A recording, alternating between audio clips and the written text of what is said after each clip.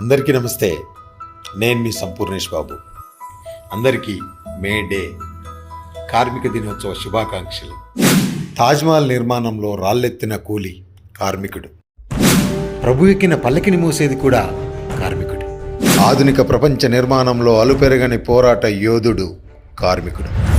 ప్రపంచంలో కులం మతం లేనటువంటి ఒకే ఒక వర్గం కార్మిక వర్గం.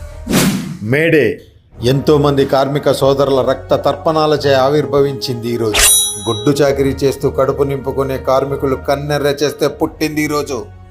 మనిషి అనేవాడు రోజుకు 8 గంటలు మాత్రమే పని చేయాలని 8 అవర్స్ వర్కింగ్ షెడ్యూల్ వచ్చింది ఈరోజు.